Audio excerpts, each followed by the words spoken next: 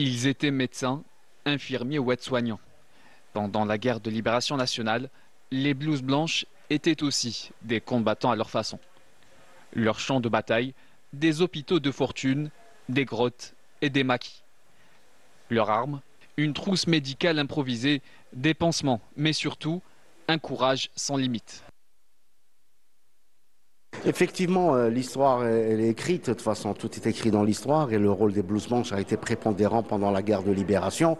Et les blouses blanches, très tôt, pendant la guerre de libération, se sont engagés à lutter pour l'indépendance de l'Algérie, se sont engagés dans les maquis, dans les trucs clandestins, etc., pour soigner les gens, parce qu'il n'y avait pas un système de santé à l'époque qui couvrait la santé des citoyens. Donc c'est un engagement auquel on rend hommage.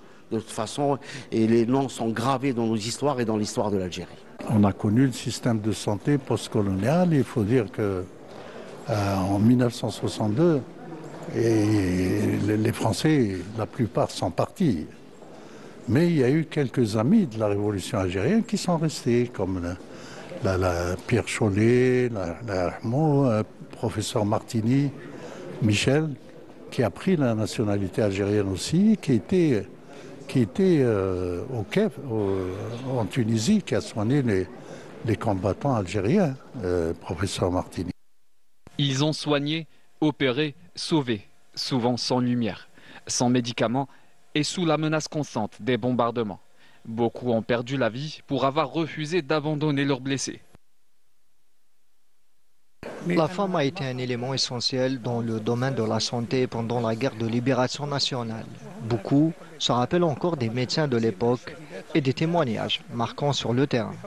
Car ces femmes ont accompagné les moudjahidines, soutenu le peuple et les combattants et se sont sacrifiés pour sauver des vies. Et des conditions, on n'avait pas. Je n'ai pas fait d'études supérieures. C'était une certaine infirmière, elle m'apprenait comment on prend les soins. Je voyais ce qu'elle faisait, je faisais. Aujourd'hui encore, leur sacrifice demeure inscrit dans la mémoire collective.